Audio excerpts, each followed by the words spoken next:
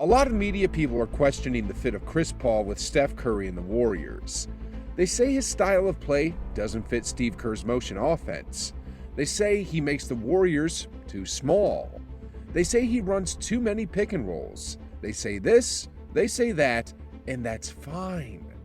Everyone is entitled to their own opinions, but my goodness, guys, they should really take a look at the facts from time to time. Because the truth is, every team Chris Paul has ever gone to has only gotten better. The Hornets, the Clippers, the Rockets, the Thunder, the Suns, literally every single team he's gone to has gotten better. That ain't an opinion, that ain't biased, that's just the truth. You know, whether you hate his rip-through move, or whether you think he's annoying, or whether you just don't like his smile, you can't deny the fact that this man is a basketball genius. Having watched him play for over the last decade or so, he's one of the few NBA players that I can confidently say is playing chess while everyone else is playing checkers. Ladies and gentlemen, with this one roster change, Steph Curry and the crew have massively changed their outlook for the upcoming season, and with that being said, this is the Golden State Warriors 2024 predictions. So, as we all know by now, the downfall of the 2023 Warriors came down to two simple facts. Number one being the formidable trio of Mark Davis, David Guthrie, and Scott Foster. And number two being their bench could simply not produce. I mean, using numbers, I've already shown time and time again that the Warriors starting five of Curry, Clay, Wiggins, Draymond, and Looney are literally the best of the best. They outperformed both the number one seeds in each conference, the Nuggets and the Bucks, in both the regular season and the playoffs. But when it came to their bench production, however, it was an entirely different story. Jordan Poole regressed significantly, Wiseman never took that leap, Steve Kerr played Kuminga in the regular season but not the playoffs, and with Moody, it was vice versa. The whole season was just a complete mess when it came to the second unit, and looking at the net rating statistics, they were in the bottom half during the regular season. Then when the playoffs came around, out of 16 teams, they were 12th. That was more or less the tale of the tape in 2023. Things are about to change though, because like I said, Chris Paul is a basketball sage, and in 2024, I predict the Warriors are not only going to have one of the best starting fives in the league, but they're also going to have one of the best benches in the league as well. Chris Paul, in addition to being the mid-range maestro that he is, will unlock Kuminga and Moody, and will also make the most of Trayce Jackson-Davis, who is a beast, by the way. You know, some people may say that CP3 is too old now at 38, but just 2 seasons ago when he was 36, he was 5th in MVP voting. And, to compensate for his age, he'll probably only play around 20 minutes per game instead of 35, and then on top of that, he'll be playing against bench players instead of starters. Anyway, let's say the Warriors starting five continues where they left off, and that their bench becomes a top 10 bench in the league, which is quite reasonable based on their personnels. That'll probably give them an extra 10 wins or so in the regular season, which should catapult them to roughly a 54-win team, which should be enough for a top 3 seed in the West. Simultaneously, this will allow the Warriors to do 2 things during the regular season. Number one being, it'll give Kerr the luxury of resetting his star players. In 2023, the Warriors were perpetually fighting to stay in the playoffs, and as a result, he had no choice but to play Curry for a whopping 35 minutes per game. Then, number two is something that isn't talked about enough, but having that extra cushion in wins is going to allow Kerr to play and develop the young players more. Now, Kuminga and Moody aren't rookies anymore, they're actually third-year vets, which is kind of weird to say. But they'll both average a lot more minutes now that Kerr will have the luxury of not having to constantly worry about playoff seeding. And as a result, Kuminga and Moody will be playoff ready after the 82-game regular season. You know, in a recent interview, Steve Kerr talked about what Steph Curry told him about their second-round playoff exit.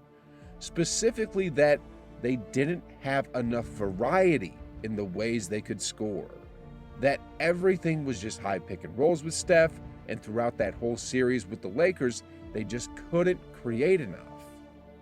Well, that's all about to change because more than anyone else in the NBA, Chris Paul is notoriously known for his ability to manipulate defenses to exploit mismatches, and because of that, there'll be an endless amount of ways that he'll be able to get a bucket.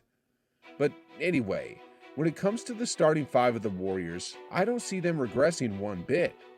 I mean, Steph just played at an MVP level in 2023, Draymond just had the most efficient scoring season of his career and made another all-defensive team, and as for Klay, well, he just led the league in three-pointers made. Now, with regards to how the season will start for the Warriors, I see them jumping out of the gates like they did back in 2022. Their championship experience will kick in early, and they'll understand how important it'll be to start the season off right. The Warriors are going to be so thankful that Kuminga didn't get traded because he and CP3 will prove to be a lethal two-man combo coming off the bench. And when the Warriors meet the Wizards, I don't see Jordan Poole and Draymond engaging in any friendly gestures. Anyway, when the end of the regular season rolls around, I got the Warriors coming in second in the West, only because they'll rest their players a bit in the middle of the season after they've built up a steady cushion. Then in the playoffs, I see the Warriors going up against the Oklahoma City Thunder in the first round. The combination of Shai Gilgeous-Alexander, Josh Giddey, the two Williams guys, and Chet Holmgren are going to surprise people. They've got size, length, and youth on their side, and they'll win in the play-in tournament. Against the Warriors in the playoffs, however, they'll put up a decent fight, but they'll ultimately fall in 5 games. Then after the Thunder, the Warriors will face the Los Angeles Clippers. It could quite possibly be the Lakers again, but man, I hope they don't see the Lakers in the second round again. I mean, LeBron's team will always have a plus 20 or plus 30 advantage when it comes to free throw attempts, so to beat them, you've actually got to beat the refs, and that ain't an easy task. But back to the Clippers. For the first time in a long time, Kawhi Leonard and Paul George will be playing a significant number of games because of the new CBA rules and the requirements needed to sign a Supermax contract. I see the Clippers meeting the Warriors in the second round, and I got the Warriors winning that series in 6. Then, in the Western Conference Finals, I have the Phoenix Suns meeting the Warriors. Yeah, as good as Jokic and Murray were during their 2023 championship run, I got the Suns beating them this time in the second round. Durant and the Suns will have a whole season to develop chemistry, and the Nuggets just lost a key member of their bench in Bruce Brown. Then this victory will set up the matchup we all want to see: Kevin Durant versus Steph Curry. Ultimately for Durant, the Suns are going to find out that the depth of the Warriors will be too much for them.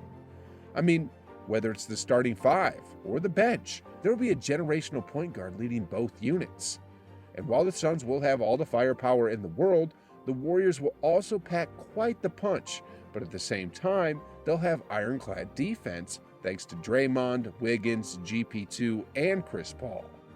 Yeah, CP3 might not be the defensive pest he used to be, but remember, this dude was selected to the all-defensive team 9 times.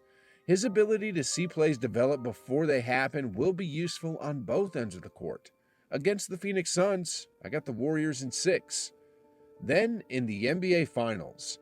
To be honest, it doesn't matter who wins in the East at this point. The 76ers are currently imploding from the inside, the Bucks have their fair share of problems, and the Celtics, although they just added Kristaps Porzingis, are still going to have the same problems they've had in the last 2 years, and that's the inability to finish close games against elite opponents.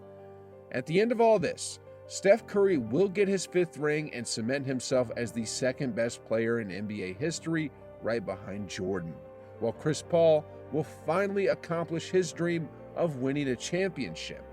And Charles Barkley will still discount Kevin Durant for not being able to lead a team to a championship without Curry.